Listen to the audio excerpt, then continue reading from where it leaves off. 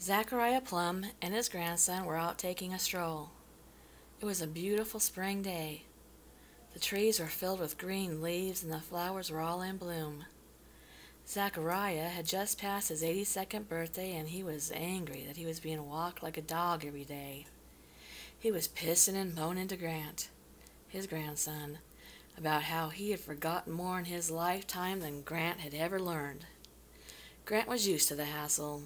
His grandpa was a purr-snickety old man, set in his ways, and he wasn't keen on being babysat, as he called it, by his 22-year-old grandson. Grant wasn't so fond of it either. He had better things to do than hear all about how things used to be, or how kids used to dress, or speak to their parents, or any number of anythings that were better way back in the dark ages. His grandfather wanted nothing to do with a computer or a cell phone, although Grant's dad had finally managed to talk him into carrying a cell phone for emergencies. Back in my day, we'd holler if we needed help. These days, kids are too busy with their faces in those damn small boxes. No one talks anymore. There's no human kindness. No waving to the guy who bags your groceries. Heck, even that guy's only there for a month or two. Can't get used to seeing anyone's face nowadays. Pretty soon it's poof, off to some other job. Worthless. Heck, he wouldn't even buy a TV with a remote. TV's perfectly fine the way it is. No one needs 500 channels of mind-numbing drivel. And so it was today, as they were heading home on the final stretch. Zachariah's doctor had told him to get out more, get some fresh air, and that the exercise would do him good. Fresh air, he said. This air is about as fresh as the grass eaten from a cow yesterday. Then he'd rant. Exercise. In my day, that was called doing your job. We didn't sit around looking at boxes and growing our bellies. We worked on the farm or in a factory. You were too tired to go jogging after a real hard day's work. Now people have to go to the gyms and go on runs. Soft. You're all just soft. It's hot out tonight. I don't like it. I feel too warm. Are you hot? He asked Grant, but Grant wasn't. Ugh, and my damn angina's acting up again. Getting old ain't for the weak, young man. Zachariah kept on going. Grant was so glad to see that there were only 2 blocks left before he could put his grandfather to bed for the night. Same thing every day. Until now. Boy, did you see that? Zachariah asked. Grant hadn't seen anything, told him so. That blurry part of the tree. Look over there. Grant did look, and sure enough, he saw it.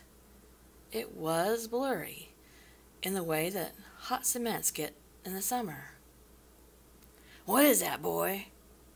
Grant wasn't sure, and by the time he went to tell his grandfather that, it was gone anyway. Then, a rustle in the bushes drew their attention, and when they both looked over, just ahead of them in the line of hedges, the blurry spot appeared. Do you see it there, too? Grant answered that he did see it, and it was probably from the heat. Well, I ain't seen no heat reflections on trees and bushes before, kid. That there is something strange. They continued to see the blurry spot moving along with them, and Grant actually was getting more and more curious about it, the more and more cranky that Zachariah was getting about his eyes fooling tricks on him. As they walked up the stairs of the brownstone, Grant noticed it on his grandfather's front door, but it looked larger now, forming some type of shape, maybe. By now, his grandfather had moved on and grown tired of thinking about it, and was back onto how if Grant's father was any type of real son, he would move him in with them so he didn't have to climb the stairs of the brownstone every day. Grant was blocking out his grandfather's words as he saw the figure turn into the barely visible shape of a something in a long flowing cape, holding a stick. A long walking stick? Or a sickle? Yes, that is what it is.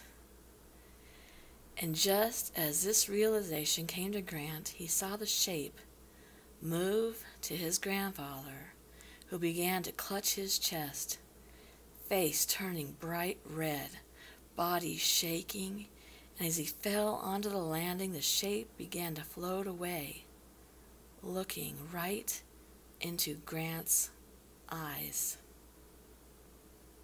Then Zachariah Plum turned a bluish shade. Grant called for help on his cell phone, but his grandfather had already passed away, with the house key still in his hand. To this day, Grant tries to tell people about seeing the Grim Reaper. No one believes him, of course, but he never misses an opportunity to tell a new doctor or a new nurse on the ward. They nod their heads. Some even say, "Wow, that's scary," or "Huh, ain't that something?" But it's really just to keep him calm, usually around the time his meds wear off.